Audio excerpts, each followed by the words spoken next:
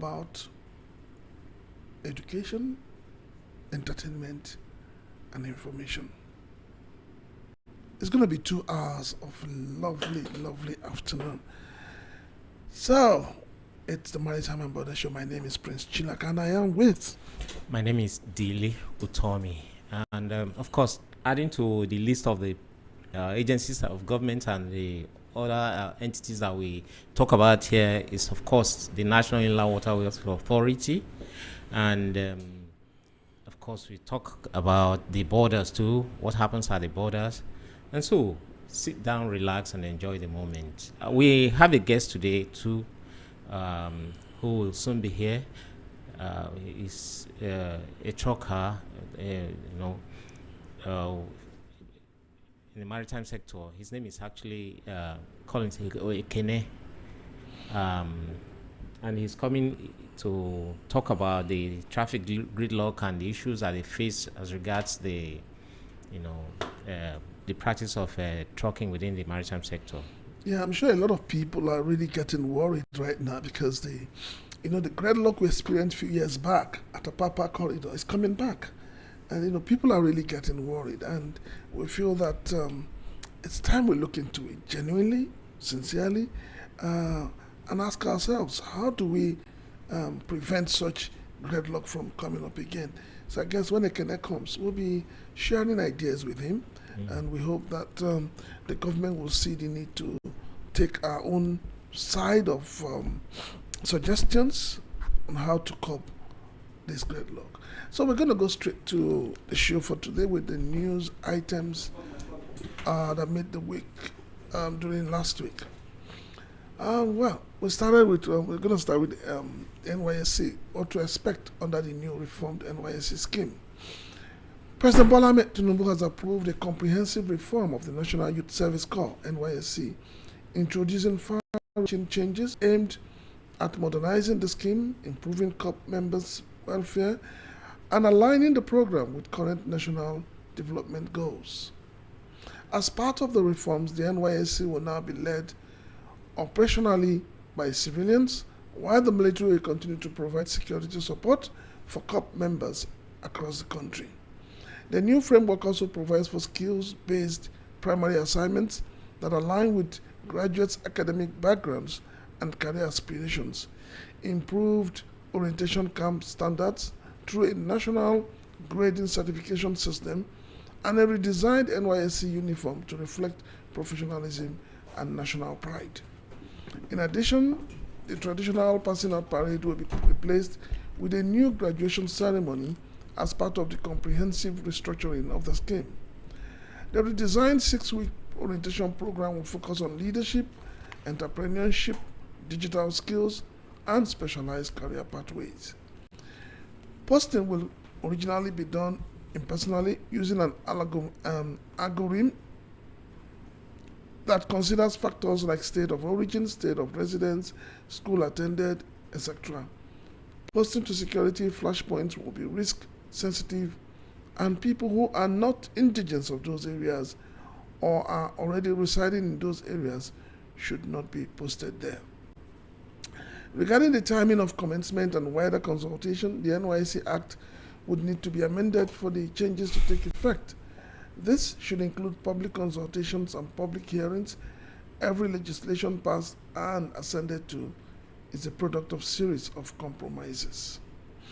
Well, Delhi, you see, for me, to a large extent, I'm one of those who believe that the NYSC has lost the originality of its formation. There are too many things today that does not bring that unity, that oneness, that the scheme was originally meant to achieve. And over time, too, it has become politicized.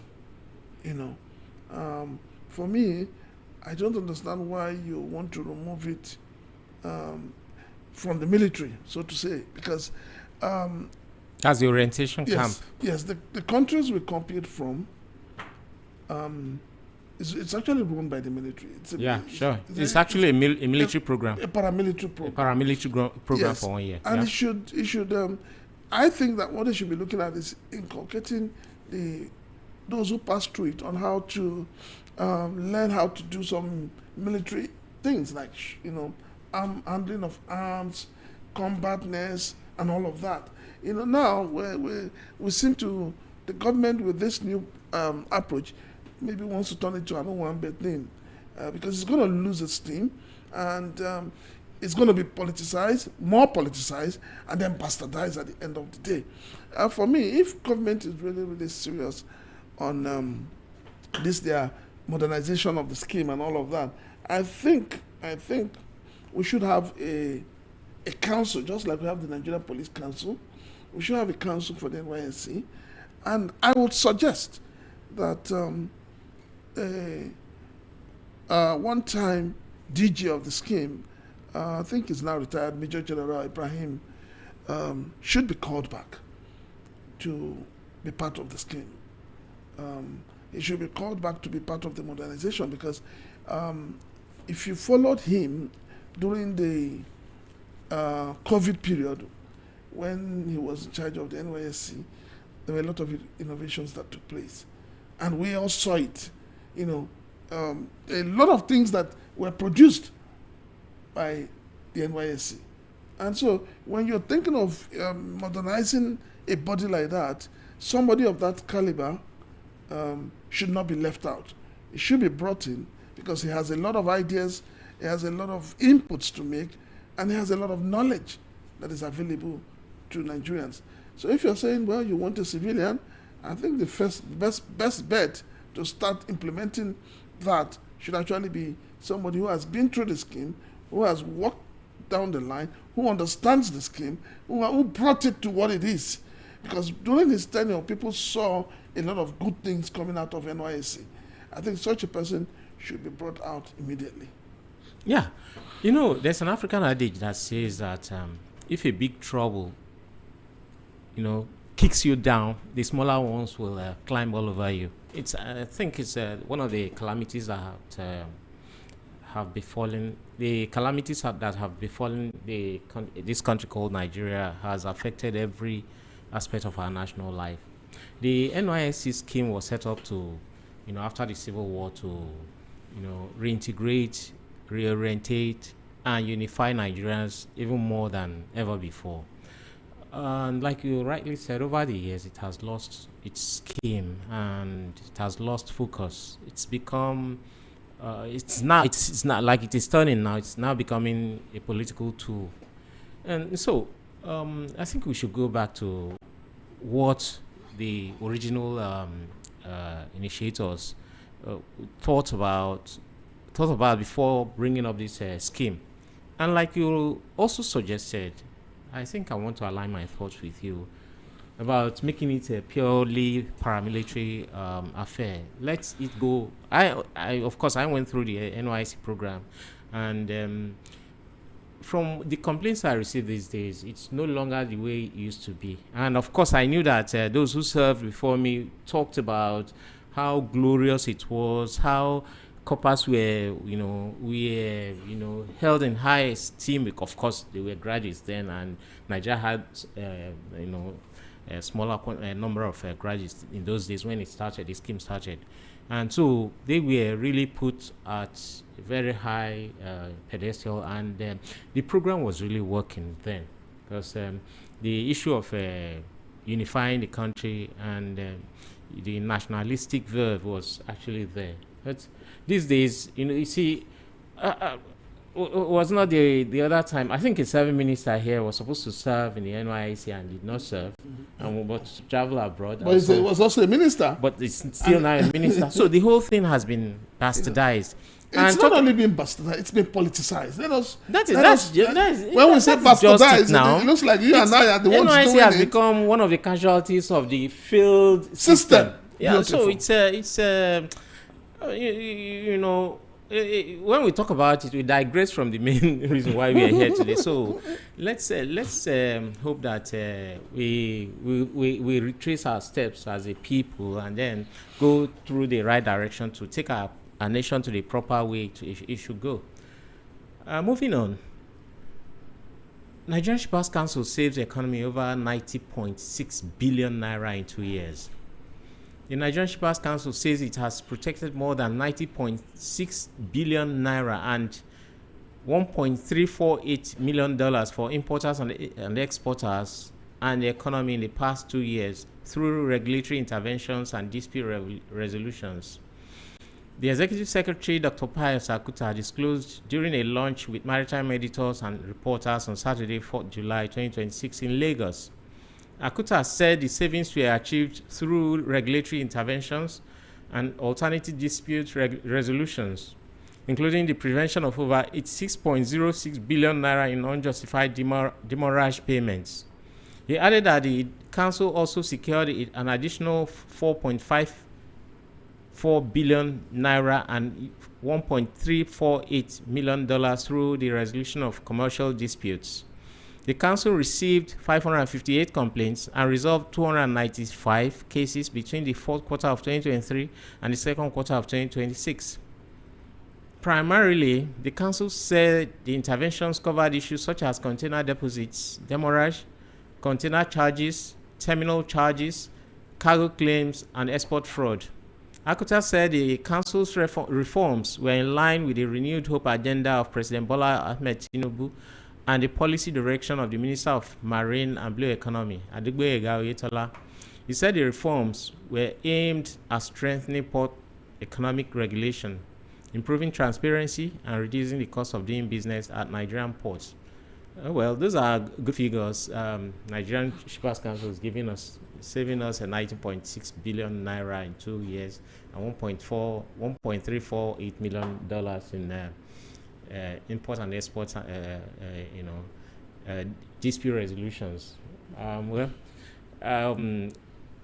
They had a kind of a parley in the course of the week, and the issue of how to really maximize the potentials in the blue economy was discussed. I think the Marine and Blue Economy Minister was there, the ES was there, and a number of government officials, including some state governors. And these are the things that the steps that they should be taking, that in order to get the sector working properly. Well, sometimes I get so confused with Nigerian Shippers Council. In one breath, people say, oh, they don't have the steam, they don't have what it takes to resolve issues. On the other breath, Shippers Council is saying, oh, we're doing wonderfully well. Sorry, you are mistaking this. They are talking about dispute resolution. I know. The troubles that would have cost people money. I know what I'm saying. So we need to, for me, it's a matter of balancing the situation. And that's why I keep saying that the law setting up the Shippers Council, the law that gives them power, the law that gives them the ability to punish, should be passed. Okay. So that the Emperor Bill. Yes, so that we don't be talking about, oh, you have the right to do this, you don't have the right to do that. Okay. Oh, we're unstrong to do this. I think it's high time they, considering the enormous wealth that lies within the blue economy, we cannot continue to go back and forth as to the powers of the regulator. The regulator's power should be, made clear and absolute. I don't know if I'm saying. It should be made clear and absolute so that people know that, oh, when the regulator speaks, authority has spoken. I mean, that's my own argument. Yeah, their powers should be defined. Go on. Customs seizes illicit drug items worth over 53.3 billion, hands over to NDLE and NAFDAC. The APM Mola Terminal,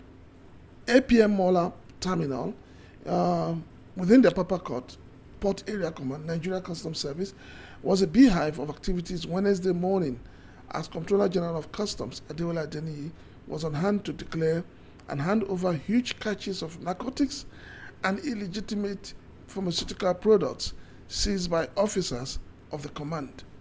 The seizure was the end product of teamwork and interagency collaboration among sister government agencies led by the Nigerian Customs Service working within and around the port area. In his address, the Customs CG said, today's briefing specifically relates to 9 seizures recently recorded by the Apapa Area Command following painstaking intelligence gathering, scanning analysis, physical examination, and active collaboration with the National Drug Law Enforcement Agency. This particular seizure, at first glance, the consignment appeared legitimate. However, a detailed verification of the NAFDAC certificate presented by the declarant established that the product is, in fact, not registered with NAFDAC. The use of a fake registration number and supporting documentation clearly indicates a deliberate attempt to smuggle unregistered pharmaceutical products into the Nigerian market, thereby posing a serious risk to public health. Cumulatively, these 9 seizures have a duty-paid value of 53.3 billion naira. In the CG's words, these seizures represent far more than monetary value. They represent lives protected, families preserved, communities secured, and countless young Nigerians shielded from the devastating consequences of drug abuse and unsafe medicines. I mean, for me, honestly, each time such seizures take place, I'm so happy. I'm happy because a lot is going on outside there. You need to visit the hospitals, especially the psychiatric hospital. No, not even psychiatric. Let us leave psychiatric. Let us talk more of kidney dialysis centers, cancer and all of that. You find out that there are a lot of young people. When I was growing up, these were sicknesses for old men, old women. Mm-hmm. But today, these are sicknesses for young people. And then when you talk about the psychiatric, you and I know that a lot of younger generation of Nigerians are wasting because of what? Drug abuse, taking the wrong drugs, drinking all sorts of things. So I am happy that this issue has taken place. And like I keep saying, I will stand by my grounds to say, look, it is high time that those who bring in such things get the maximum capital punishment. Yeah, my dear colleague, yes, the situation as regards the influx of drugs and fake pharmaceutical products is the situation looks, it looks very, very grim. 9 containers of narcotics and illegal pharmaceutical medicaments were seized. It's mind-boggling. Of course, I was at the place where these things were showcased. They are worth 53.3 billion naira. This is mind-boggling, and I will commend the National Drug Law Enforcement Agency because their collaboration with the Canadian Drug Law Enforcement Agency led to the intelligence they had from them led to the monitoring of the ship that carry these containers. Eventually bettered in Nigeria, and then the Nigerian Customs Service did their bit to seize the containers. It's what we keep talking about, collaboration, interagency collaboration, and this is a classical example of how it should work. One agency gets information, informs the other, and they work hand in hand to take care of the problem. This amount of drug getting into the public hands, the public health will be in total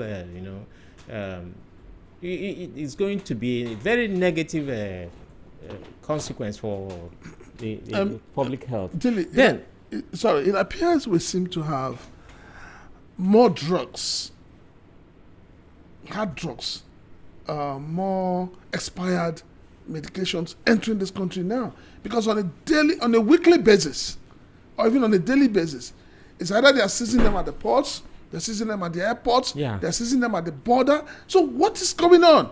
Look at how South Africans are laughing at Nigerians. South Africans are telling Nigerians that we're all drug addicts, we are drug barons. It's so painful. Yeah. if it's not a narcotics, it's the fake medicaments, the unregistered drugs. I mean, why have you become so, focused on bringing in these illegal things that affect public health? And that is why I have said I stand my ground. Capital punishment. Meanwhile, as the Nigerian Customs Service, the National Drug Law Enforcement Agency, and the NAFDAC, I commend them so much. With this kind of seizure, people get encouraged, that a section of the Nigerian system is actually working. Adding to this too, the Lagos Free Trade Zone Command also during the week they had their press briefing, the first press briefing by the. I think it's part of the news. The CAC. It's part of our news. Okay, all right. Go on. Okay, going on. Traffic congestion at port corridors. NPA and ALCA collaborate. The Nigerian Ports Authority and the Association of the Nigerian Licensed Customs Agents, ANALCA, have agreed to deepen their collaboration in order to improve ease of doing business, address persistent congestion along the Apapa and Tinkan Island port corridors, and accelerate cargo evacuation. According to the General Manager, GM Corporate Affairs of the NPA, Ikechukwu Onyemekara, in a statement, the agreement was reached during a strategic engagement at the NPA Corporate Headquarters, Marina, Lagos, between the Managing Director of NPA, Dr. Abubakar Dansoho, and the ANALCA's national leadership led by its President, Chief Emenike Nwokoji. In his remarks, Dr. Dansoho commended the port managers of Apapa and Tinkan Island for their commitment to efficiency. He noted that the recent ranking of both ports among the World Bank's top 20 most improved ports globally reflects deliberate reforms in line with President Bola Ahmed Tinubu's renewed hope agenda. On his part, the ANALCA's national president, Chief Nwokoji, congratulated NPA management on the World Bank ranking and reaffirmed ANALCA's commitment to policies that enhance trade facilitation. He called for closer collaboration, specifically requesting that ANALCA be directly involved in the management and oversight of the electronic call-up system. According to him, the active participation of licensed customs brokers will provide the necessary checks and balances to eliminate racketeering and artificial delays on port access roads. This is the association going to congratulate the NPA for their efforts in trying to, make the port modernization, which of course led to the World Bank's ranking, putting Tinkan Island Port and the Apapa Port among the top 20 in the world. There's of course a whole lot more to be done to improve our ports. They talk about the collapsing of the key sites of some of the ports, the decaying infrastructure, and the need also to decentralize the operations of the ports. The eastern ports should be put into proper use, and sort of decentralizing the economy. Well, yeah, the thing is, when it comes to this gridlock, I'm happy we have a guest that we're going to be talking about it. Yeah. The Sadi case. To be honest with you, I don't think it's the responsibility of ANALCA to get involved, because ANALCA is not a trucking business. They're not doing trucking business. They're more into clearing and forwarding, freight forwarding agents. I think NPA should consider those who are the potential users, potential truckers. They should be more involved than having all these associations coming together to say, oh, we can do it. Because when ANALCA says they can do it, how are they going to start doing it? Are they going to start whipping the truckers into line? Are they going to start telling the truckers not to do certain things? So I think Nigerian Ports Authority needs to also get her acts together, to know how best to ameliorate this situation. I think it's something that should be involved everybody. Everybody should be involved, the Nigerian police, the NPA. Everybody needs to be involved for us to ensure that we do not have another gridlock in our hands as we had a few years back. NCS generated 3.35 trillion revenue in 5 months, says official. The Nigerian Customs Service generated 3.35 trillion in revenue between January and May 2026, while intensifying anti-smuggling operations, trade facilitation, and border security across the country. The service disclosed this on Thursday at a joint security news briefing by defense, security response, and law enforcement agencies organized by the Office of National Security Advisor in Abuja. Presenting the brief on behalf of the National Public Relations Officer of the NCS, DCC Abdullahi Mewada, CSC Titus Omajeli said the service processed 698,817 single goods declaration (SGDs) and issued 112,202 pre-arrival assessment reports (PARs) during the period. Omajeli said the service also recorded exports valued at $1.218 billion through 21,376 containers, reflecting improved trade performance. According to him, export performance rebounded after declining to $171.76 million in March, rising to $274.83 million in April before peaking at $275.90 million in May. He added that container throughput more than doubled from 2,807 in March to 6,144 in April, indicating increased export activities. On anti-smuggling operations, Omajali said the service recorded 121 illicit drug seizures involving 374,457 units of narcotics with a duty-paid value of 24.33 billion. He said narcotics accounted for more than 91% of the total quantity of seized items, with March recording the highest volume of interceptions following major enforcement operations that led to the seizure of over 248,500 units. He reaffirmed the service's commitment to developing intelligence-led operations, advanced technology, risk management systems, and stronger interagency collaboration to facilitate trade, secure Nigeria's borders, and combat transnational organized crime. In another development, Lagos Free Trade Zone Command of the Nigerian Customs Service has regenerated 408.8 billion in revenue between January and June 2026.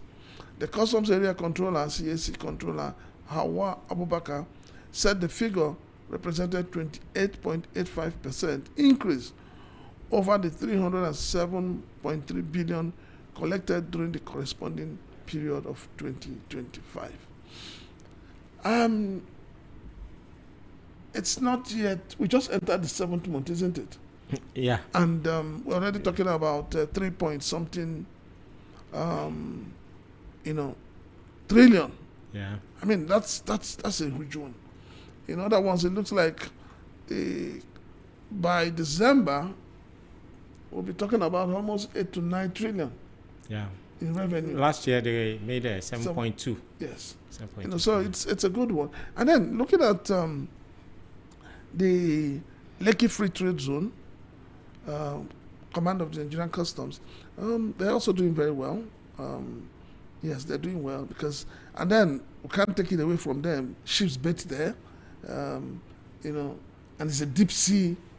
Yeah. Yeah. So we should expect more from them in the coming days and coming weeks and coming months. As it stands, let's say congratulations to the Nigerian Customs. Congratulations to all the sister agencies who have helped in ensuring that our streets are secured and free of drugs. But interestingly, I hear that 91% of the total quantity of seized items, narcotics. Exactly. It's frightening. You now see why I say until we begin to hit hard. Because when we keep saying, oh, let them go to court, let them go to prison, even in the prison, they are still carrying out nefarious activities. So we need to cut them from the root. Yeah. My point here is this: Nigerian Port Customs Service, they are doing quite well because the head honcho, the man at the very top, it's giving leadership and showing direction to his lieutenants, and so everybody is keying in. Talking about the Lekki Deep Sea Port, I was actually at that press briefing, and somebody asked a question regarding this issue of seizures. Why? What are you guys? The CAC there saying that, of course, they are now the third largest, even though they are just 4-year-old. It's a command that's just 4-year-old. But because of the efficiency of the operations there, because most of the things are automated, so there's very much less leakages in terms of revenue, and there's a higher efficiency in that area than in any other port. So somebody asked a question: don't you guys make seizures like they do in other command? And I was intrigued by the answer. And the answer, of course, is apparent. This, a port that is automated, scanning. Virtually everything you do there is done by machine. Of course, you can't rule out little loopholes in any case, in any situation where you have human beings working in. But everything is so streamlined and automated that the efficiency is high. And so for these people who try to import drugs, they can't use that route. And my take here is this: other ports also should be made to become automated, so that we keep closing in on these drug barons and importers who want to engage in illegal importation. I think that's the way to go. No, since the Lekki Deep Sea Port is showing them the way, let us, of course, it's also a largely private port, but the operations also of the Nigerian Customs Service is also automated. So let them automate every other the operations of every other port, so that these things also can be easily detected. I don't think it's about the automation. I think it's because also that it's part of it. It's because when you look at the Papa and you look at Tinkan, and you look at the ships that bet there, you find out that people have more opportunities. There are more opportunities to decide on which ship to use, on which shipping line to use. So it's you look at it, you look at where. Don't forget that it's not all the shipping lines that go to Lekki. No, not all. Good. So people look for where they know that there are too many shipping lines going there. Okay. You cannot compare how busy Apapa and Tinkan is to Lekki. It's not. No. Right now they are incomparable. Yeah. So you know that where there are more, where there is more business and all of that, people would there are chances. You hide among the crowd. Exactly. Okay. So in terms of automation, yes, I know Apapa is getting highly automated. I know that Tinkan is, but sometimes the human factor plays its own role too. You can't take away the human factor. No matter how automated a system is, who operates it? And that's why I said that in every human situation there must be some level of loopholes. Okay, moving on. NDLEA alerts public on fraudulent auction offers impersonating officials. The National Drug Law Enforcement Agency, the NDLEA, has drawn attention to a fraudulent scheme orchestrated by criminal elements and scammers targeting unsuspecting members of the public. The fraudsters have been found using names of top NDLEA officials, most notably the Secretary to the agency, Barrister Shadrach Haruna, to issue fake private letters and messages offering cheap forfeited vehicles for sale on auction. The public is hereby notified that these offers are a complete scam. The agency wishes to categorically state that these fraudulent offers are a malicious gimmick designed solely to defraud targeted individuals of their hard-earned money. No official of the agency has a mandate to privately offer, allocate or sell forfeited vehicles or any other seized assets to individuals. Vehicles and other assets forfeited as proceeds of drug crimes are strictly auctioned through public processes managed by appointed government-registered auctioneers. Any legitimate auction exercise is widely publicized in national dailies and through the agency's official channels, in line with established legal and public procurement guidelines. The public should be aware of this. Of course, in any human endeavor, there must be, in any society, you must have criminals and you must have good people. And so the NDLEA coming out to warn the public about letters being issued out in their name is good. And then they should also try very much to do what they call, Socrates about 2,000 years ago said that a life not examined is not worth living. They should also look at themselves. The things that are happening in there could be internally generated. I mean, there must be an internal person having a hand in it. Daily, you have a funny way of putting internally generated as internally generated auctions. Yes. Yeah, but on a more serious note, it's not just about NDLEA. Even the customs. There are people who impersonate custom officials, put up a lot of auctioning and all of that. I think right now, the way it is, government should have an auctioning commission. The idea of different agencies seizing and auctioning at their own should be stopped.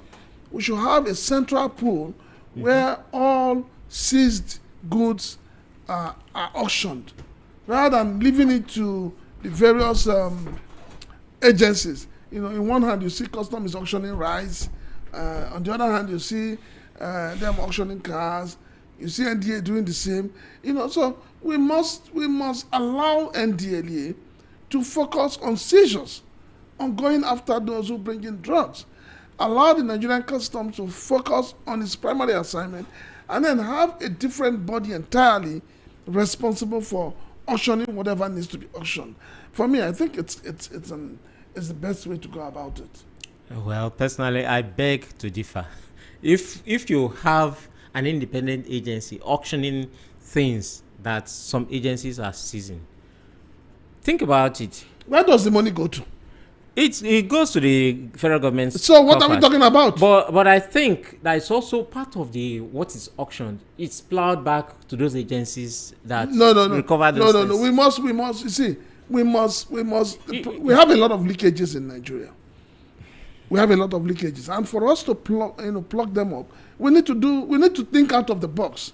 You can't have, I can't have you be the one to seize a vehicle, be the one to auction it.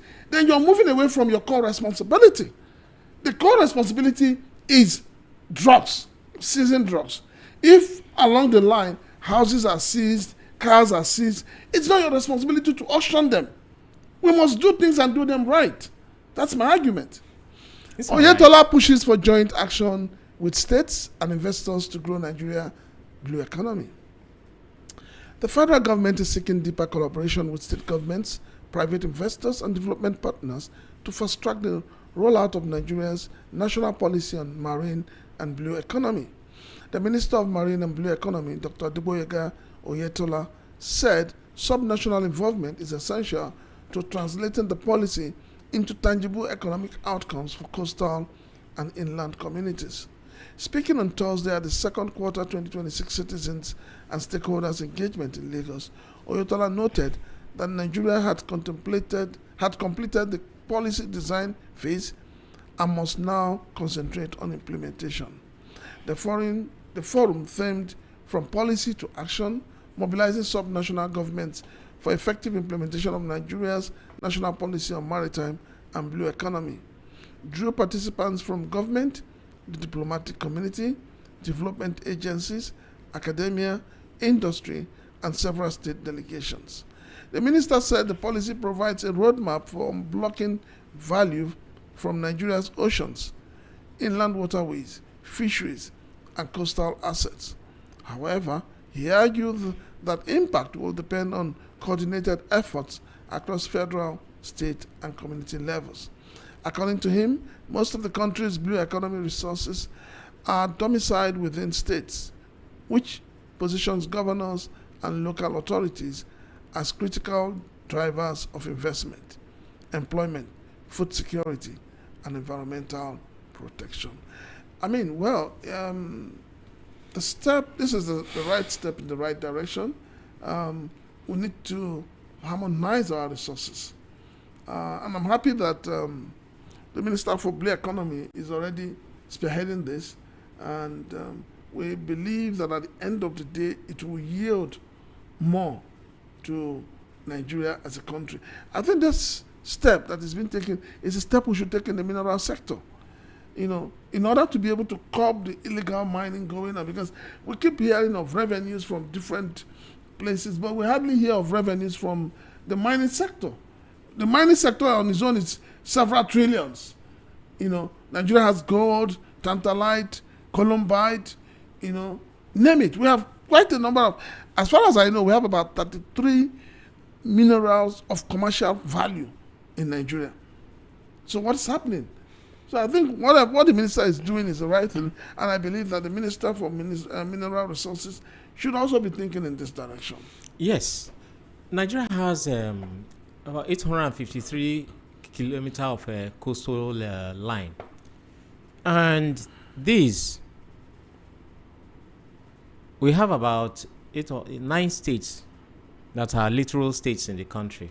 And these are the states that the Minister for Marine and Blue Economy will directly talk into. Lagos State is not the only state that is close to the ocean. What are the other state governments doing? My state governor, what's he doing? Delta, Akwa Ibom, Bayelsa, Rivers, Ondo, every other state that is close to the Atlantic Ocean. Come together and exploit the benefits, the opportunities that the marine and blue economy is putting forward. Have some joint ventures in establishing your own deep sea port or some other commercial entities that will employ Nigerians and grow the economy. You get more revenue there. Stop depending on going to Abuja cap in hand to get revenue on monthly basis. And aside from that, of course, Nigeria has, out of the 36 states, 28 states have navigable waters. What are the others doing to exploit the resources within these navigable waters? Well, Jelly, you just raised a very pertinent issue. What are the state governors doing? I, for one, like I keep telling the governors from the Southeast, this idea of every governor in the Southeast wanting to build an airport is... White Elephant projects. Yes, because at the end of the day, how many of us are able to afford the tickets to fly? But tell me, Jelly, you know what will happen if the entire Southeast is train networked? Exactly. Don't you know that the government the efficiency in terms of commercial operations and every other activity and in is so terms high, of revenue to the in terms states, of revenue to the government. So I don't understand what's going on. Why is it that we keep having people who don't think as if there is no box? Everybody wants to build an airport, but nobody's thinking of how do we network our states by train. Look at Lagos now. Personally, I think it's not very. I don't want to use any unfriendly word on radio, but you see, we can think back. Years back, the Nigerian Airports Authority, that's a Federal Airports Authority now, built some airports that are up to today, they are not viable. They are not functioning.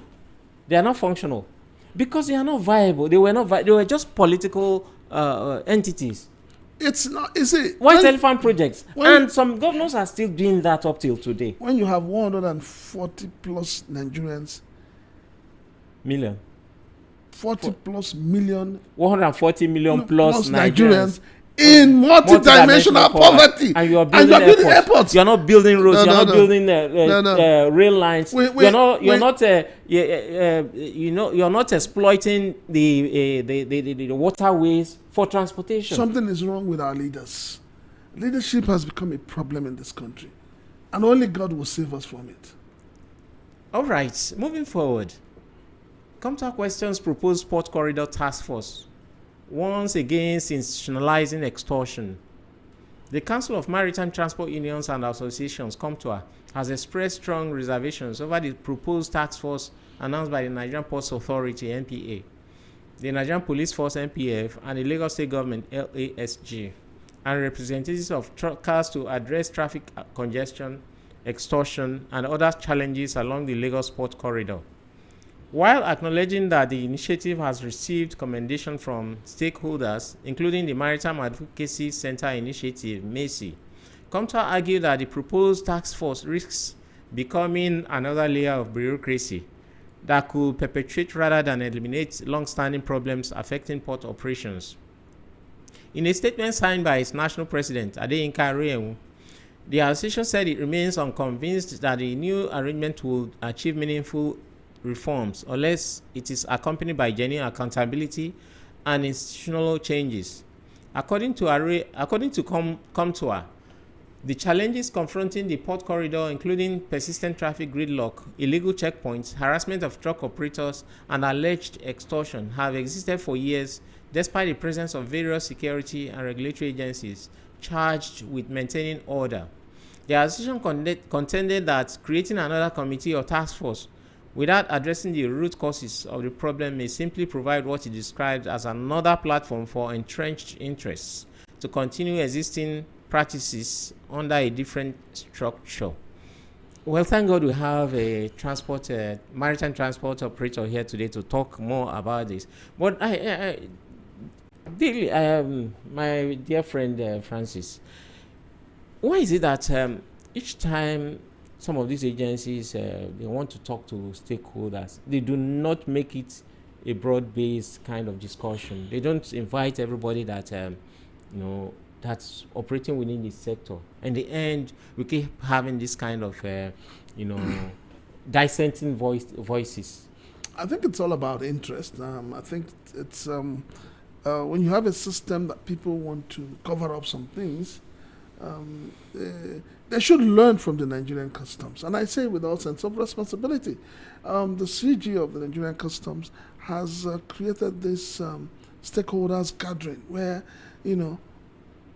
stakeholders are invited. It's not like they don't tell you, okay, send 3 people, send 2 people. No, it's stakeholders. You are free to come, and the invitation goes round. And I think that's what a lot of people are not learning. A lot of people in authority in Nigeria don't learn, and they don't want to learn. Because I find it very, very distasteful that, you're calling a stakeholders meeting, but you're telling the stakeholders the number of people you want to attend the meeting. And it's more like you teleguide them on what they should say. We need to find a lasting solution to this building up gridlock. It's coming. Yeah, of course now. It's coming on a daily basis. It's what we're going to talk about today. Yes, and we need to do something about it, and fast. Yeah. All this committee, setting up this committee. See, let me tell you, Dilly, and I think I hold the Lagos State government responsible. I hold LASMA responsible. I hold Nigerian police responsible. If you clear a car and you're driving from Tin Can down to, say, you're going to pass mile 2, you will see each day a lot of cars, their side mirrors get damaged by these boys on the bridge. They have torn the bridge. This is where LASMA should come up. LASMA has allowed bus drivers, Danford drivers, Kodokpe drivers, including traders, to turn the bridge into something else. The traffic they cause on that bridge, that mile 2 bridge, is alarming. The same thing is beginning to happen at this new Festac bridge, the one that links you back. Second rainbow. You on top of the bridge, you find policemen mounting checkpoint. You find transport union people holding all kinds of sticks on top of the bridge. Now there are people who are beginning to sell on the bridge. We need to stop this nonsense. It's getting out of hand.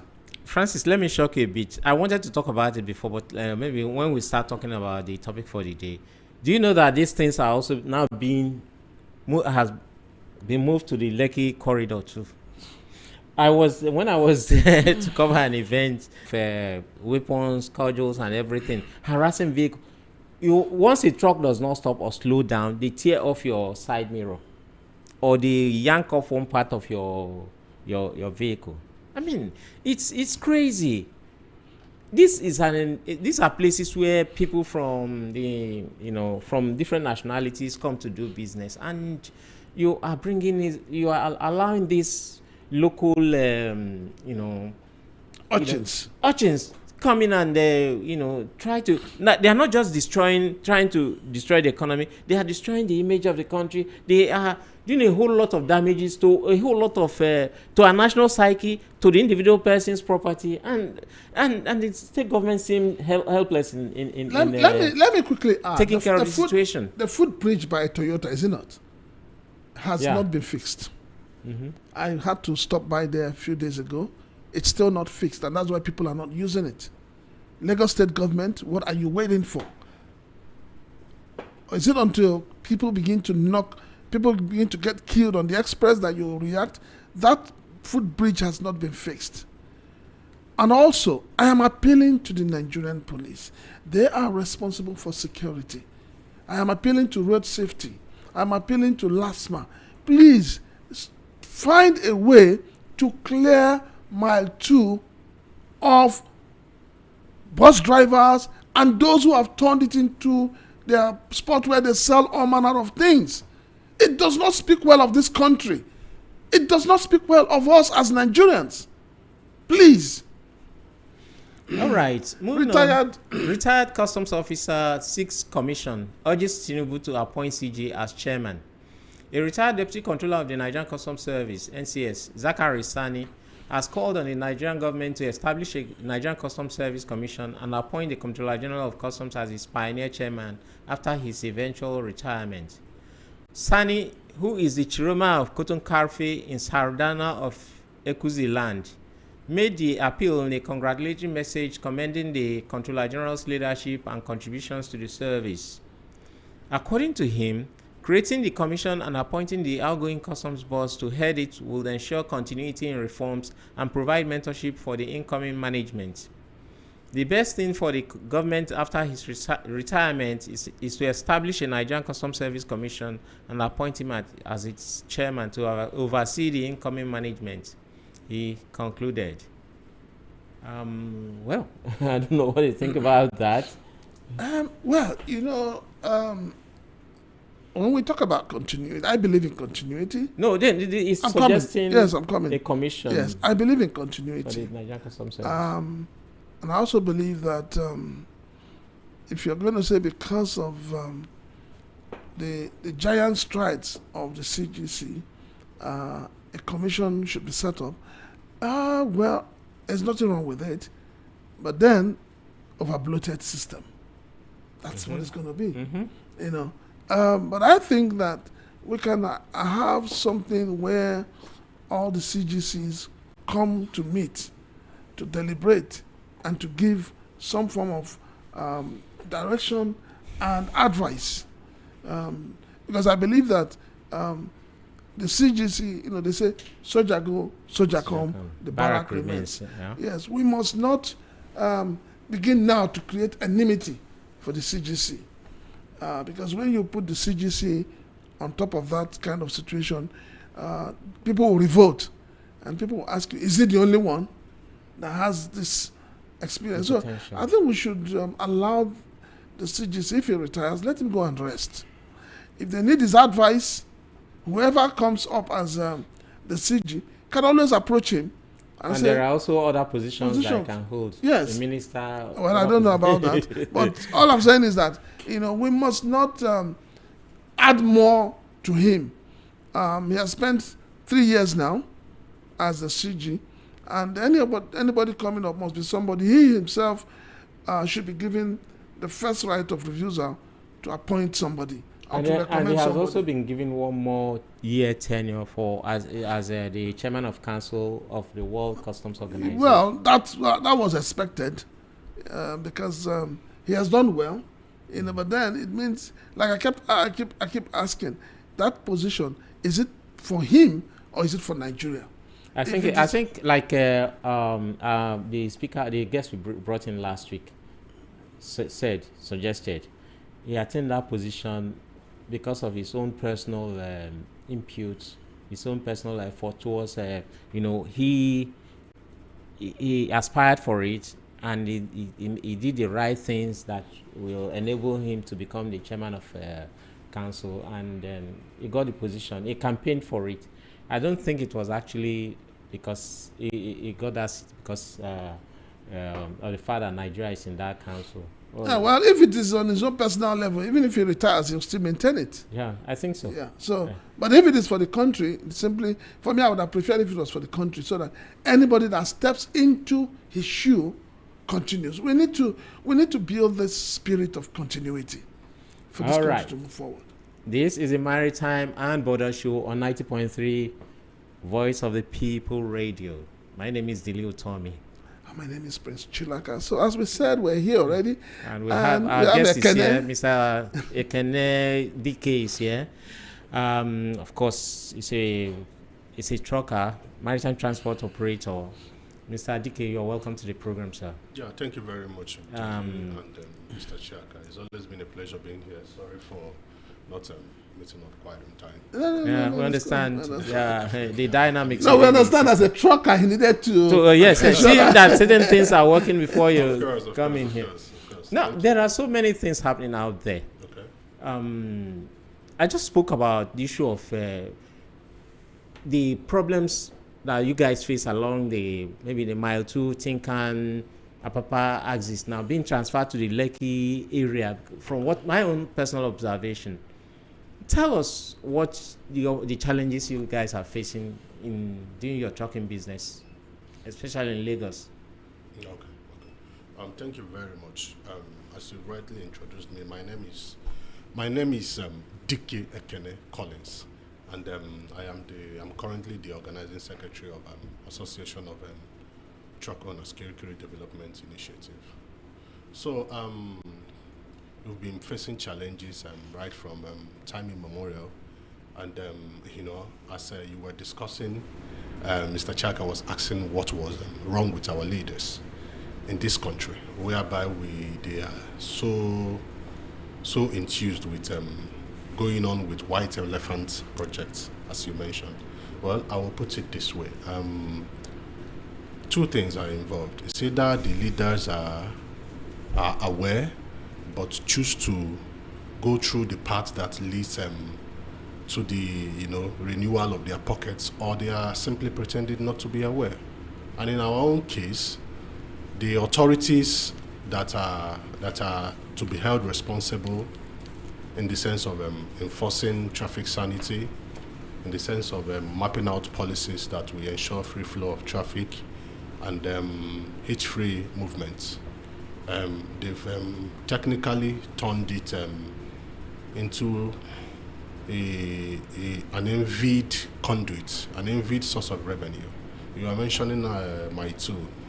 Don't be surprised when you go to My 2, all those complaints, go inquire, meet people that are making those sales. You see that there are people that still collect land rent on top of the bridge. The bus conductors and the motorboys all operating on top of that bridge. You see that they make subtle and will I call it hidden remittances. It might be minute, in the form of 100 naira, 200 naira, and you see that when you. That's why most times I suggest you people, the press, you make some diligent investigation. If you trace that money, you've traced the problem, and that has continually been the source of the problem. And when the Lekki deep sea port came into being, we mentioned it. We said it that if these problems are not mitigated, even in Apapa and Tinkan axis, how are we sure that it's not going to be, transferred to that portion? First, they started with a point they call Eleko Junction. There is a particular point there. Mm-hmm. They started collecting about 5,000. Next, they moved it to 10,000. I was the first person that started complaining. And we have these truckers in particular, our people, we have this complacent attitude of, don't worry, let it go. But by letting it go, it's expanding and it's choking you up. It's going to choke you up one day. So they started collecting. We complained. We even complained there's nobody that we've not complained to, even to the local government chairman, all of them.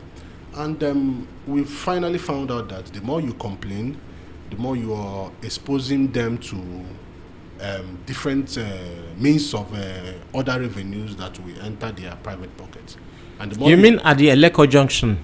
Yes, they collect of course 5,000, 10,000 receipted, of course, per truck. Per truck, yes. Who gives That's huge. That's actually the spot where I'm talking about. Yeah. I saw them carrying codles and when you say receipt, tearing off people's whose name or whose company is on the receipt? They can give so many. Sometimes they will write a company name, then with the approval of the local government. That is when you go in to inquire more. There are so many receipts.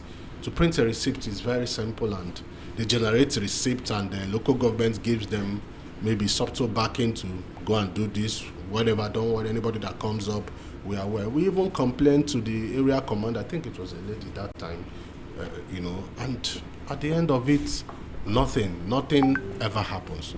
So you see that this act of extortive tendencies is being overlooked. I will call it overlooked by our authorities. The saying goes that you cannot wake up a man that is pretending to be asleep. Because by our famous former president.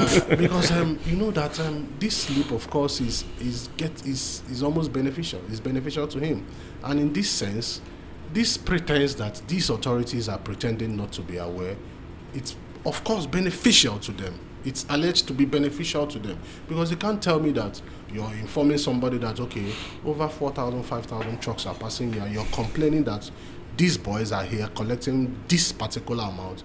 The person will quickly tell you, okay, we are going to, the normal English that they will tell you, we'll look into it, we'll investigate it, we'll ensure that the people culpable are brought to book and justice will be dispensed. But at the end, he goes behind the doors and he presses his calculator.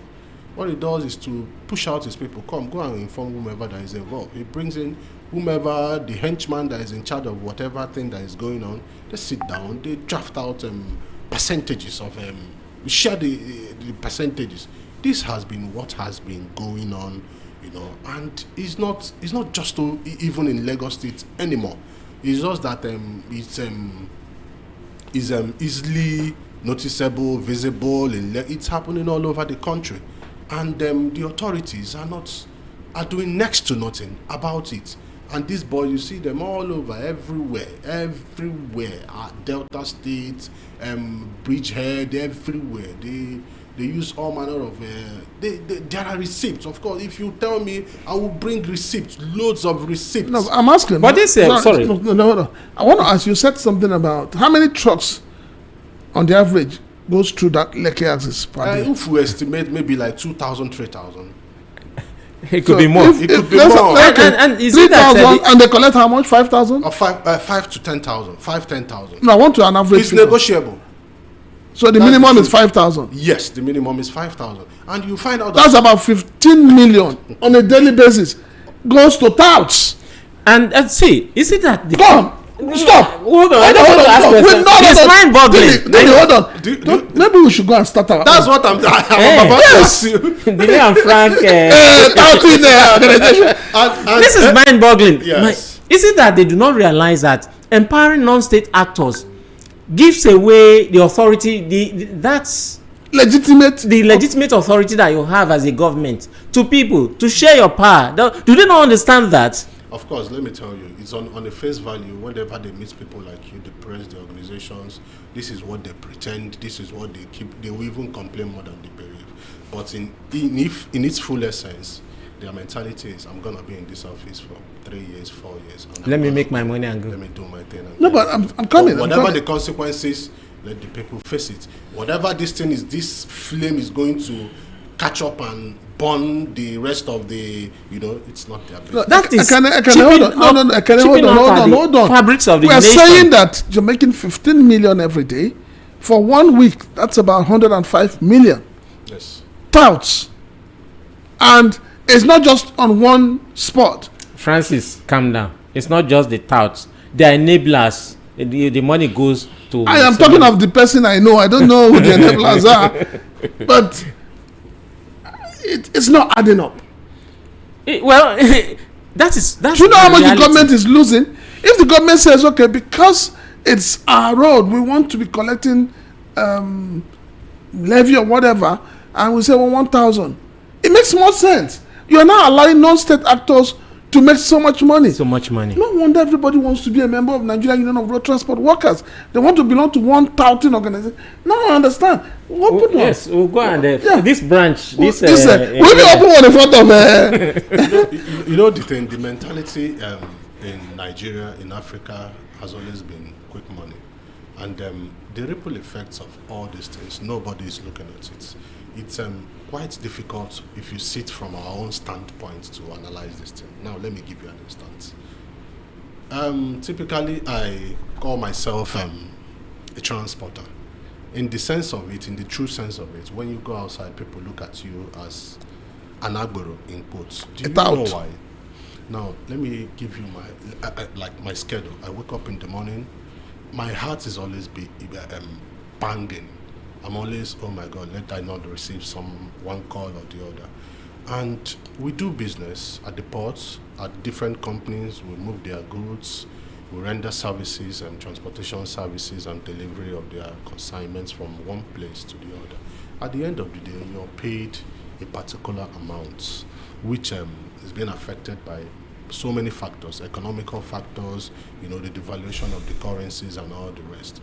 And at the end of everything, you part a reasonable amount of money with these state and non-state actors.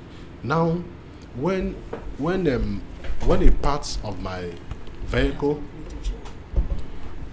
when a part of my vehicle is has gotten broken down, or when a part of my truck is broken down, I will now be torn in between getting this vehicle properly fixed or getting my personal problem solved. For instance, I have my own personal project I'm doing, or child school fees and the rest. You see that technically most of our finances have gone into the payments of these illegal monies, illegal revenues being generated both by the government and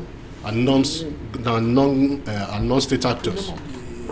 So you see that this thing has come back to haunt us because it affects the ability of us to maintain these moving companies, because we have our company, but I will move our company from one place to the other. It's just like having a machinery, moving it from we always move it from one place to the other. And you see that we no longer have that wherewithal to put these machines, because an average truck has over 20,000 moving parts all together. Hold your thoughts. Okay. We need to pay a bill. Okay. Let's go and pay a bill and come back. Thank you.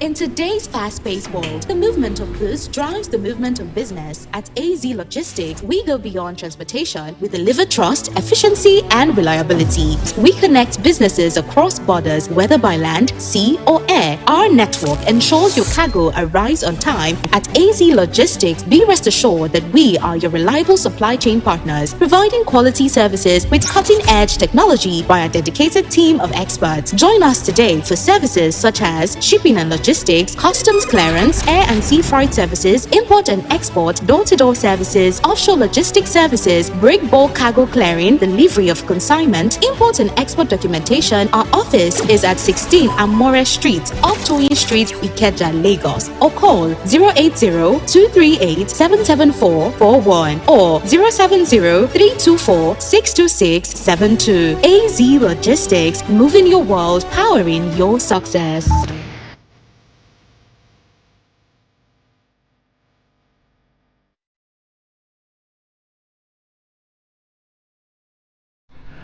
All right, we need to pay our bills. We almost forgot, All right, that's Akane, you were saying, you were talking about spare parts. The effects of this illegal collection. So it's definitely impedes on our productivities, and sometimes you see that most people won't have the mind to give their truck the required and necessary attention for it to be completely, fit to be on the road, because he has been completely stripped of his finances. And when you bring out these trucks on the road, you are, most easily asked by the road safety and officials, do you have your roadworthiness certificate? But in this country, I believe we've not come to sit down to ask ourselves, is the road provided by the federal government truck-worthy?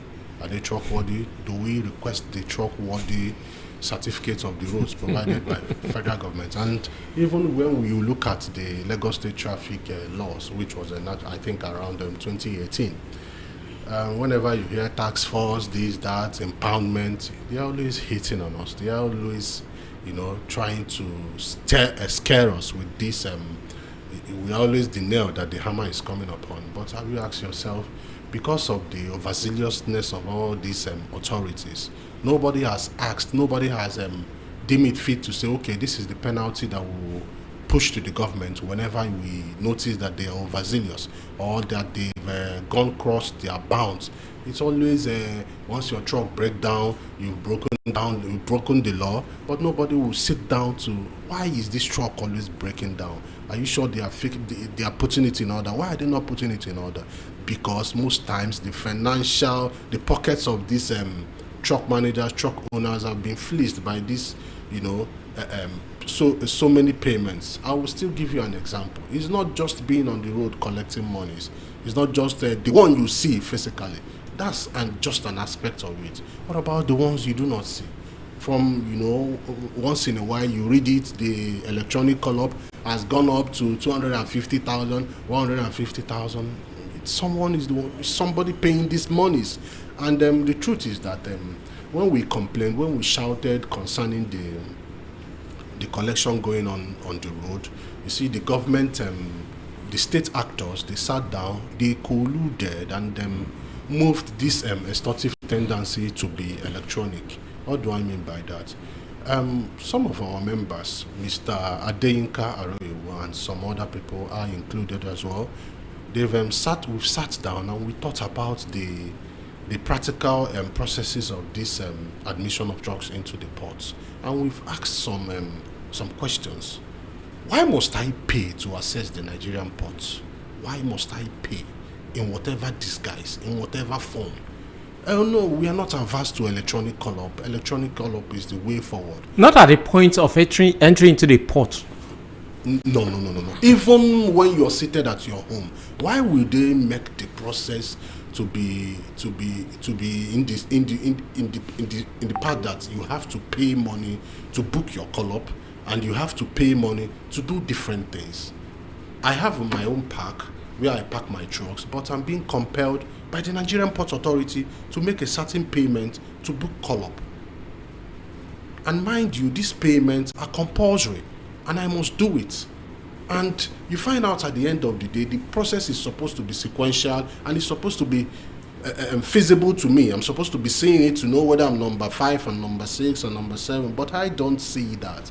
And you see, they now introduced favoritism, and that is where you see the competition coming in, and that is where you see the racketeering coming in. Everybody wants to be the first, and nobody is sitting down to ask the question, where is it in the law that MPA is empowered to collect a kobo, a dime, a sefa from me to enforce electronic call-up on me? Now I'm forced to abandon my own garage. My trucks no longer don't park at my garage, except maybe when I have to do maintenance. I'm forced to move into their park, their pre-gates, and all what have you. But at the end of the day, what they will report to you, press, is that they are ranking the most improved ports according to World Bank. But World Bank, are they listening to us? We are the ones paying these monies, and these are affecting our business. Let me tell you, everybody in Nigeria is talking about export, right? Mm-hmm. We have so many materials that we exporting. Mm-hmm. Good. Now, let me tell you for free, Nigerian Port Authority, the Presidential Business Enabling Committee, PEPEC, the ones that are recently coming up, managed by one lady, Princess, I don't know her name, managed by her. These people, I've called them out several times on different fora. Do you know what these people did? we were complaining of this color skyrocketing price. Everybody was lamenting the price. They now sat down, devised the process of deepening the extortion. What do I mean by that? They approved what they called export processing terminal. Ostensibly, this export processing terminal was supposed to be a kind of loading zone where the containers will be stuffed. They open your container, they do all manner of things. The customs will come there, they will check it, they will verify it. Now, even to the point that even marketed to us that some, in fact, almost to a point that they will use helicopters to move these containers from the export processing terminals to the ports. Ostensibly. That was what they told us. That was what they marketed to us. And okay, he said okay. Now, for you to book any export container into the port, they shrouded the process in secrecy, whereby you have to do a particular booking, an EXP booking, export processing terminal booking, and you have to pay a particular amount of money, ranging from 40,000-50,000 naira. Yes, to the export processing terminal. This is how they operate. They move the responsibility of collecting this money to third party, fourth party, fifth party, sixth party companies. These export processing terminals are collecting these monies. And after the export processing terminal, you still book your normal color. And if you go through this route, this cumbersome route, you find out that your own garage, your own parking place where you've already secured, you no longer make use of it. You are compelled to make use of these ones. And let me tell you, sometimes these export processing terminals are not within your driving route. And you have to burn diesel, you have to burn fuel to locate this export processing terminal. Let me even tell you additionally, most of the times for you to enter these export processing terminals, you meet these touts and the agberos on the way collecting monies from you.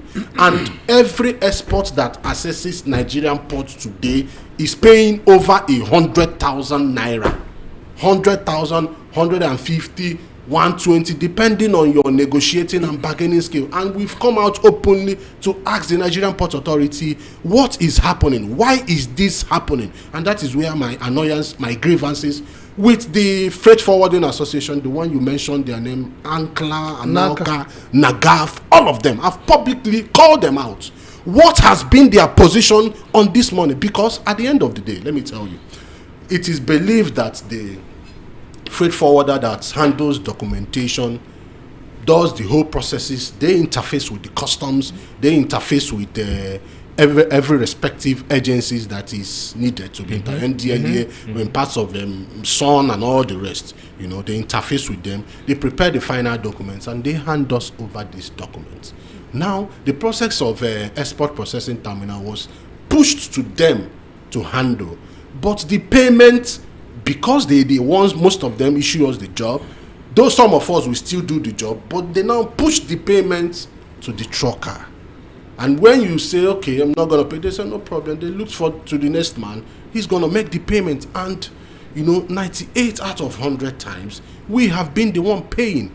When you meet MP, they will tell you they are not collecting money from truckers. But technically, we have been the one paying. And let me still tell you, over the years, I can bet you I've not seen anybody that I know that drove his truck into the export processing terminal and the container was, the padlock or anything was broken. It has I've never seen it. They can tell you it has been happening, but say I always ask my drivers, did you see? No, they say no, nothing. Most times you just drive into the terminal, stay 1 or 2 days, or sometimes depending on the distance, stay like 1 week or something. Just drive in, drive out, and they are collecting money. You see, they've imposed this payments on you. Let me give you an instance. So you mean you were talking about Princess Zara Audu? Yes, of PEBEC. The Director General of the Presidential Enabling Business Environment Council. Yes. PEBEC. I think there was a time she was in Apapa. Yes. And helped. She said she was clearing all those who were. She dismantled the legal checkpoints and all of that. And you know, truckers were praising her. But you're saying something different now. Yes. Now let me tell you. When you say truckers and when you mention stakeholders, now there's something that they always do, as you've already mentioned. Whenever they want a particular narrative to be pushed, irrespective of whether right or wrong, whatever they want a particular narrative, they invite their pseudo truckers, the selective stakeholders, invite them and publicize their demands or publicize their narratives, and it becomes the general opinion. Just like is it 2-3 weeks ago, MPA called a handpicked them stakeholders and picked them some truckers, called them. They sat down together, they publicized setting up another committees and task force. Till date, right from about 2016 or thereabouts, they've been setting up committees and task forces and the rest. I can confidently tell you, there is no extortion point that has been eliminated. They are still there. Before I stepped up into your studio, I put a call across, what's happening. They are still there. They might give it the face value that, oh, we are doing this, but these people are still there milking us. I'm telling you the facts. They might change tactics, they might change the method at which they do these things, but they are still there because they still have the backings of the authority. And when I mean authority, how can you call the same set of people that are part and parcel of this problem and you expect solution to come? How? Since 2016. Hold your breath. It's time for us to open our phone line so that our listeners can also join in, because we're here because they are there, and we can't do it without them. And VOP is voice of the people. We're sure that the people have their own say. Before I open the phone lines, I think we have some messages. I think we should just take them so we know that we'll go straight to. Okay, let me read some of the messages here. This one says, "Good afternoon, VOP. May God bless you all. The police are still collecting as huge as 100,000 naira or threatening to impound newly cleared vehicles without dealer's plate number. It happened to someone I know last week. Can they check the document and exempt vehicles 1 week from the day of cleared?" Dari from Oshodi. Okay, I think we mentioned this issue of... we're still going to appeal to the Inspector General of Police to please ask your men to... you should be able to give at least, like you said, 1 week for those who are clearing vehicles. It doesn't speak well that you just clear a vehicle and you come out of the port and you get impounded. Okay, this one says, "Hello Maritime Show. Fantastic show as usual. Kudos to Mr. Ikene. The touting business is actually a racket, down through officers, military, police, etc. to the traditional rulers and government officials. It's so unfortunate. Delay and Prince, you both can start yours. You hold Airport Road constituency." Can you imagine? Chilaka have plenty muscles and spiritual powers. Now we exploit that route. Okay, going on, moving on. Good afternoon, VOP. I quite support you that everybody should be that we should have different body auctioning seized goods. Also, it is only in the West here that the customs and NDLEA are functioning, but I'm sure it is not so in the North. Why? Okay. All right. I think that's all we have for now. We'll keep taking your messages as they come in. Our phone lines are open for you to join in the conversation. 0700 903 903 903. You can also reach us on 0817 175 6338. 0803 69 29933. I think we have our first caller on WhatsApp. That's interesting. Hello, good afternoon. Good afternoon, sir. Your name and where you're calling from, please. My name is Robert. I'm calling you from Apapa. Mr. Otomi, good afternoon. I greet your guests in the studio. Good afternoon, sir. Go ahead, sir. Good afternoon. I am so happy about what your guest is talking about. I have interfaced with MPA people for over 17 years. Anytime I call your station on this program, I always emphasize that. What he's saying is not out of point. In fact, the corruption and the extortion going on in that port is, I don't know how to say it. Honestly, the way they extort, does it make sense to say a truck, an importer have a goods, they have goods at the port that maybe he cleared and is bringing vehicle to come and carry them from the port. If you charge him for import duty or clearing, fine. But before the vehicle can access the port, He had to pay this one, pay this one, pay this. Even the how do they call it? That they are tossed. He mentioned it now. It has kept my brain. Export processing. Before the call up, yes, call up whatever. Eto. You pay thousands of naira to people. NPA security bill, they are like gods at the port.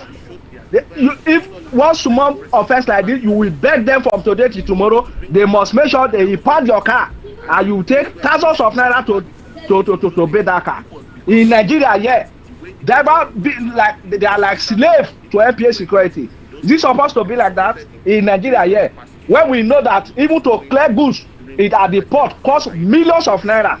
After you go through that one, you go to NPA security again. When they used to have that, if you go to the port now, their training school at the port. That is where they usually change truck. At that when they used to have a training school at that second gate, that is where they normally change truck. I mean, when are we going to? Go out of this nonsense that is going on at the port? For God's sake, some of us are not happy now. Thank you very much. Thank you so very much. Animals, even conductors. Thank you so much, them, Mr. it is that Robert. money that they're after. All right. Thank you so much. And they are privatized the port. NPA security are not supposed to have power at the port because the port have been privatized. Thank you so That's much. the truth. Thank you, sir. Thank you. Hello, good afternoon. NPA is Your still name and the where you're landlord. calling from? Hello. Brother Chinaka, Yes. I want to greet Jimmy. Yeah, Dilly is here. Delise here. Yeah, this is Chris. You are a regular customer from Ogun State, Ibesa. All right, Chris, Mr. how are Chris, you good today? afternoon to you. Yeah. My brother Kene, Kekime, Adam Omma. Thank you. I'm fine. do you know that all what you are saying, you are economically with the truth? You are doing some things. Now, please, my name is Chris Unekwe, old Aguata, newly elected chairman from interim to elected in Apapa Transporters Association.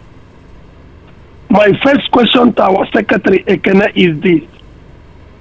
Can you give us opportunity to register with you, anchor with you, without because we answer all that matter? Is it possible? 100%. Before I drop, 100%. It's possible. It's 100%. Yes, yes. Okay. If I can get your contact, I will be happy. It will be But let me go forwarded on to you. now. Okay. Collect my number from them. Now, number one. Do you know you did not tell these people what we passed through when there was cashless, they spent money so that Tinubu will not get more to do bribe. You didn't tell them what to pass through? You know, we don't have all the time of the day, so I'm just trying to. I know, but let me brief them. We go every state to go and get cash available to these touts. Let me tell you, from my 2 to Apapa, 60 to 100,000 cash. You cannot do transfer. You cannot tell the story. You must go and fish. Then, all the women that are selling provisions, fish in Ajegule market, Bandre market, they were my customers. They know me. That was where I was going to go and fish cash. I'm opportune to be a manager then to some truck owners. That is from where I begin. Now, he is telling you about Lekki. There is one a bus stop there. He tell you 5,000 to 10,000. They start from 3,000. Yes. Today is 10,000. You must pay it before you go there. Now, do you know that this anchor, you are telling us that they are in charge of 1 or 2 or 3. The people that are granting them 1 or 2 or 3 things to do, did they look what they register with? What they register with? Is it what they are applying to? Can you round up, sir? I have other people trying to call in. Can you round up, sir? Yes, my brother Chilaka knows. Now, do you know that custom, all those money they are telling you they make, is it not from importer, agent, and the transporters? Those money are reflecting to the citizens. How is that progress? Nice. I will end there. Let others contribute. All right. Thank you so very much. I want to say. Thank you. So, all right, go ahead. okay. He mentioned quite a lot of things, and because of want of time, I was trying to, trying to cut things short. Oh, no, don't bother with what he has mentioned. I have a very simple question to ask. Okay. Go ahead. Between you and I, we don't want the dreadlocks to Continue. back to Yes. Papa. What is the way forward? But before you answer me, hold on 1 second. Hello, good afternoon. Your name and where you're calling from. Hello. Hello. Yes, good afternoon. Your name and where you're calling from.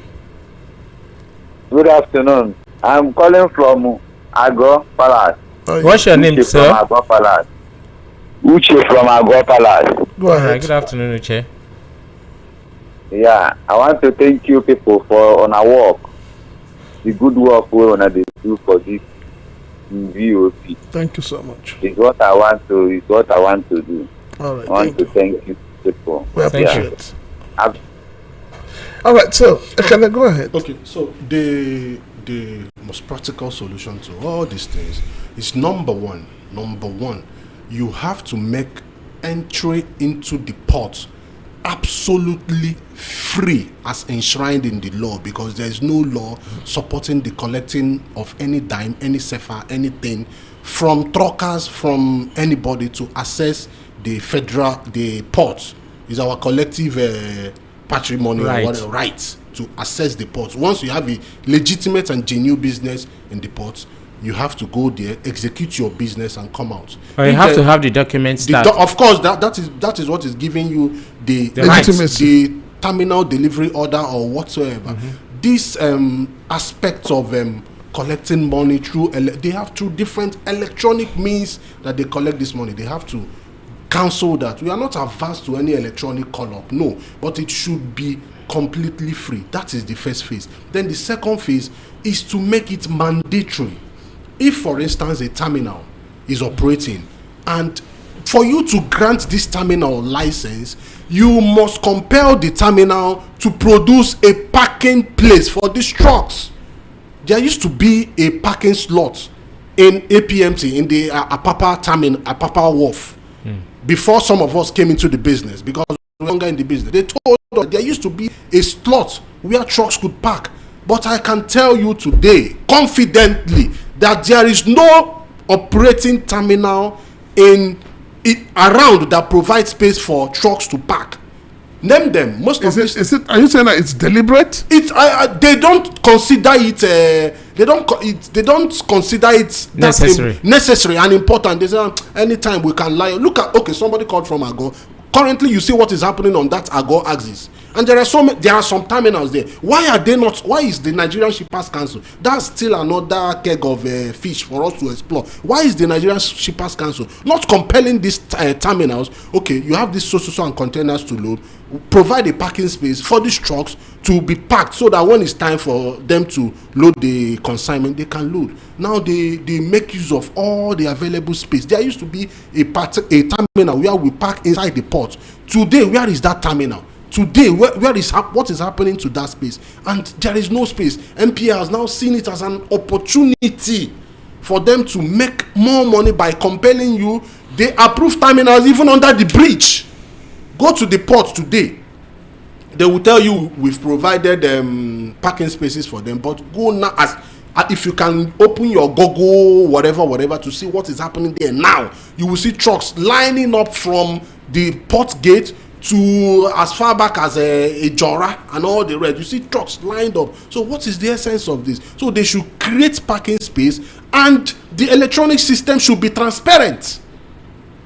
Once they've removed the financial attachment to that electronic system, that has been the problem. Let me still inform you this matter is a subject to litigation. Though we, as an organization, is trying to, to be part of that litigation. And I'm asking Ankla, Analka, Nagaf, all these freight forwarders agents, what have they been doing for so many years that we would have considered ourselves as truckers? We've been milked left, right, and center. Now Anaka is coming up to tell you that they want to be part of What kind of thing is that? Let me tell you what happened in Port Harcourt. Let me tell you, because I operate in Port Harcourt too.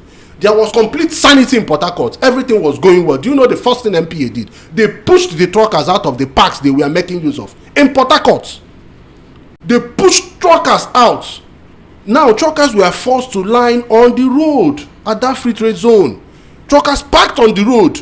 They now started blackmailing them that they are parking on the road. They are doing this illegal. Before trust what you people. That is why I always talk about the press. Hold your breath. Hello, good afternoon. Your name and where you're calling from, please. Hello. So all right, let me conclude. So they pushed them to the road and technically used that avenue to still introduce this same call-up, this same, in quotes, this same will I call it criminal call-up. It's still happening today. And about 2 or 3 weeks ago, I lost a driver. He said, "Okay, I can't be paying call-up, be paying this one, Diesel is expensive. This one is please, I don't want to drive again." I am telling you something that happened to me. Everybody's trying to collect left, right, and centers. Now, it's quite unfortunate. It's quite unfortunate that most of these people advocating the unions, they are just there for their bellies. Yes. Are you saying that the government agencies are creating a problem in order to benefit from it? 100%, yes. Where does I wanted to ask? Yes. This money they collect, where does it go to? They claim that they are paying it into the single treasury account. That was when, before we started hitting them, when the single TSA was introduced, we started attacking them that this money is not going to single treasury account. After about 6 or 7 months, they came up and said we started paying them into the TSA.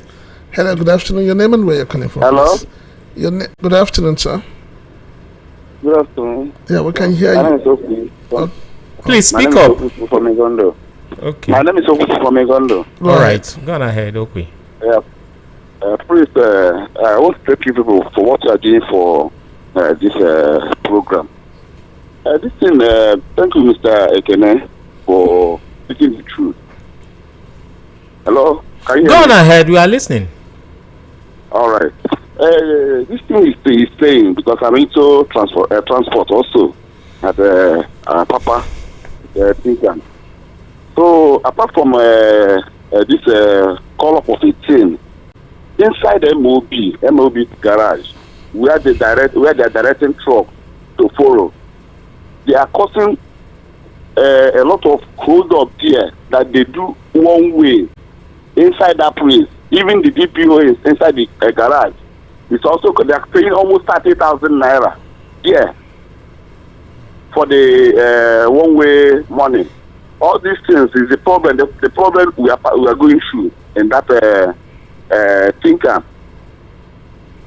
So let government look into it. All right. Thank you so very much. Okay. Can I read this message? It says, "Top of the day to you all and our guests at the studio. May God bless you all. I want you all to know that all these illegal fees and payments on our roads were introduced by our president in connivance with some top Lagos state actors since the first tenure of the governor as governor of Lagos State. We are told that he ran Lagos without federal allocation, but in truth, this is how they run the Lagos, by extortion." This is unconfirmed. This is from Engineer Emma from Oshodi. That is his views. His personal opinion. You asked me those monies that they collect, where it goes to. Now, today they are claiming that it's going into the TSA. Though, on the route to TSA, there might be other routes. But let me ask you, is it right for somebody to go and rob a bank and use the money to give offering in the church? Of course. Well, the government collects money from loan and give it out as palliative. No, that's a loan that they can repay. I'm talking about robbing a bank and using the money to give offering, and you're standing confidently to say, yes, I used it to do something. No, I'm telling you that as at today, there is no that legal backing for this electronic collection. So what legal action are you taking about it? The matter is in court. Mr. Deyinka Aroyewu and some other like minds have taken it to court, and we are about to join as parties. There is no legal authority. There is no what do you call it? In the state senate or this thing, there is no legal backing that MPA has, that Shippers Council has to proclaim this collection. There is nothing. And it's unfortunate, you know, our judiciary come today, come tomorrow, adjournment this, adjournment that. But we've commenced the process. That's the most important thing. It's very bad. What some of the things we see in the court, but we are moving on. We know that we are against the principalities and powers, but we are moving on. You know, this thing has, what your last caller just said, is part of the result of what I'm telling you. They will look the other way because they know that their colleagues will do this way, but they will look the other way, hoping for a bigger result that will emanate from the chain reaction of what the game that they've set. This has been what has been good. MOB he mentioned is a pack that they are using for this electronic call-up. You understand? And this whole system has metamorphosed into an envied conduit whereby everybody wants to be part of, just like, and how can the rest want to, they are telling you they want to be part of the, ask them what have they been doing about this EPT, export processing terminal, that's they've been collecting over 100 and something thousand from us for over 3-4 years. Ask the presidential PBEC, ask them what they've been doing. Hold your breath. Hello, good afternoon, your name and where you're calling from. Brother Chinaka, please don't be annoyed on me. I am still Chris from Ogun State. Sir, permit me, please. You have 1 minute. I'm sorry. Okay, thank you. Ekene, my brother. Hello, brother. Yes, go. He can hear you. Because you know plenty things there on your head. How can I get your number? Don't worry, I will contact you. From this evening or tomorrow. No problem, I will contact you. Hello, Mr. Chris. Take my number. No, I will reach out to you, please, Mr. Chris. I will reach out to you. No problem. Thank you. So you see that all these things, and they are just interested where they will make serious money, billions of naira at our own expense, at our own business productivity and everything. And let me give you a particular teaching problem. It's no longer a teaching problem that is happening currently in the maritime sector. Now, currently as we speak, Maersk Line is almost entering nowhere. MSC, these are shipping lines. The Mediterranean shipping, MSC. I'm calling them out because we are tired, we are fed up of all these things. You take MSC containers to the terminal they are supposed to be taking in, they will tell you it is not entering. Their own products, empty containers, they will tell you it is not entering. Even PIL is closing down most of the terminals that they are entering, and they are locating only one terminal called Herzegovine that is causing traffic all over everywhere in Kirikiri. Herzegovine terminal. You take containers here, and today they are collecting monies, assessing containers into, you pay to drop their containers.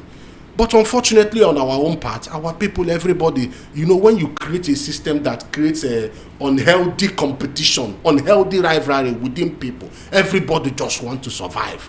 Abia Lagos Ego Bridge. Everybody wants to, irrespective, kill the next person, crush the next person to survive. People are paying money, paying left and right center to drop containers. The consignment of the shipping companies, and the people are paying money. I've mentioned these 3 shipping lines.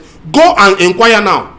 Yes, they told us that sometime, was it yesterday or the day before yesterday, that Maersk Line started accessing APMT. Well, but if you go to Unity Terminal, containers, trucks are still staying up to 4-5 days and paying as much as 50,000 naira to drop empty containers. And what are our senators doing in Abuja? They are leaving these shipping lines to turn into demigods in this country, and nobody's doing anything.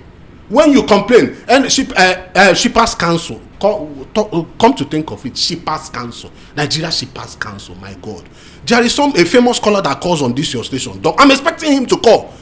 He calls himself a doctor from Shippers Council. I'm expecting him to call. Whenever you complain, they will, we'll get back to you. We'll do this, we'll do that. At the end of the day, what is happening continues happening without any result, without nothing happening. All these shipping lines, they need to be sanctioned appropriately because what they are doing is not acceptable. MSC and Maersk Line, Today they will tell you Maersk Line has moved this. The vessel is coming to port and cargo, first gate, second gate. Oh yeah, all the you know the painful thing. They will easily direct us to move our trucks. Everybody turn your trucks and go to this place. They will not tell us, oh yeah, take this mobilization to put for your gas or whatever. Let me tell you what happened in this country. Hold your breath. Hello, good afternoon. Your name and where you're calling from. Yeah, good afternoon, Voice of the People's Radio. Afternoon. In fact, I want to appreciate your effort for keeping Nigerians abreast on what is happening. Thank you so much. I appreciate, and I want to, also appreciate your guest. I want to appreciate his impatience for trying to talk without measuring his statement. That person that called his self doctor is not that I call myself. I earn it. I am Dr. Bashir, and I don't expect you, with due respect, the trucker, with all the blessings God Almighty has given you, to go on air and be talking without measuring your statement. Have you ever have a complaint and you brought it to them and they said they will not attend to you? If it is please, said it. I will hold the phone. I used to be the head of complaint there. Ours is measurable. All that we said is there. Nobody can. In fact, when we do it, it's at no cost. Bring it. Let me know. I am waiting, please. Doctor, my name is Dr. Bashir. sorry. Yes. Let him finish. Wait, hold on. Go on, Dr. Bashir. Go on, Dr. Bashir. You have been talking. We have been following you. We have been noting your grievances, but only for you to say that person that called is doctor. I want you to publicly. I am publicly withdraw. Doctor, sorry. I am publicly apologizing and withdrawing the statement. I had to make reference for the presenters to. Secondly, Amato Troka, for your information, time without number, go and ask Chief Remy. Your person. He's not my Chief Remy. Is not my person. Chief Remy is not my person. Some people have alleged that Chief Remy is one of the problems of Stroker. He is not my person. Okay. Wait. Before you go further, that is the essence of you try that you must come under one umbrella. That is what this Voice of the People radio is disseminating. Try to come under one umbrella so that you can talk with one voice. Exactly. So many times we have Amato, we have so many groups that will come to us. We will leave what we are doing in the office at that time. We will go and sort out their problems. They will give their trucks to people that are drunk. At times they will go and destroy the terminal facilities. The same thing happened at PTML. The same thing happened at CFAC. So many times we have intervened at no cost. So now you are coming to abuse the same Shippers Council that has been helping you at no cost. Is that fair? It's not fair, sir. And if you have any, please drop your complaints there with them. We'll take it up. But the right thing, whosoever perform, must be appreciated. If you are not with Chief Remy, try to let us know where you belong so that we can attend to your complaint at no cost. Thank you. Thank you, Dr. Bashir. Let him react to it. Good. First of all, Doctor, I made use of that statement so that maybe you will remember or get to know who I was talking about. On first instance, he said if I had made any complaint that I should make it public, or I should. We complained to Nigeria Shippers Council about this terminal called Hezegovin at Kirikiri. That terminal is costing. Yes, we've complained to them. Yes, what they are always telling us, just like Lagos State government, they will always tell you go and bring evidence that they are collecting money. We told them, come see this. We have this account. This is where they pay this money to. But up till today, nothing has happened. That terminal is still collecting this money to today, and tomorrow they will still collect it. And they are mostly the ones dropping PIL containers. We complained it to Shippers Council, nothing happened. Sometime in the past, 4 years ago, 3 years ago, 2 years ago, I attended a meeting that Shippers Council told us that they will try to influence and review the freight rates of trucking. Up to today, the input of Shippers Council has never been felt. Up to today, they will tell us they will call for meeting, they will do this. We always go for meetings. We go for meetings and nothing will happen. What was the third one? The third one, just last year, just November, they called a meeting. We came. They told us I complained profusely about this electronic call-up, and even this the extortion that happened in Kirikiri in 2021. I complained in Shippers Council building. Hello. And Hello, good afternoon. Yes, good afternoon. Your radio, please. Can you switch off your radio? All right. Good afternoon. How are you? You have 1 minute. Your name and where you're calling from, please. Okay. I love you also. Thank you so much. My name is Ajetin. I'm calling from Accra. Okay, go ahead. Yeah. I want to make a comment that I was the importer before. Because of the FCC entered the policy, that's why I have no more import, particularly. Because the way they are treating the Igbo people, there's nothing we talk to morning to night. They will listen to you. Once it's affecting Igbo, they will not say anything. I wish the thing is affecting Fulani and Hausa. And that's Hello. Didn't hold on. Sir. Hello, sir. Please, sir. This is not an Igbo or tribal issue. We're talking about national issue. If you cannot address it as a national issue, please, there is no need for you to call. Have a wonderful day, sir. So just I think November or thereabouts, the NSC, Nigeria Shippers Council, convened a meeting, and they promised us that they will look into this issue of call-up. I complained at the meeting. I shouted. I cried. But do you know the funny thing about press? Because I'm telling our own prophet who will say it, your own, I will tell you. The issue with press was that after I complained, I lamented. Do you know that all those my complaints, I never saw it on the blogs of any of the press people that was there. None made mention of this. I railed all our complaints, and even the AIG Maritime was there. I told her own. We complained 2021 about the extortion going on. We gave you evidence. We told you everything since 2021. What have you done? He said she's not aware of the case. She did.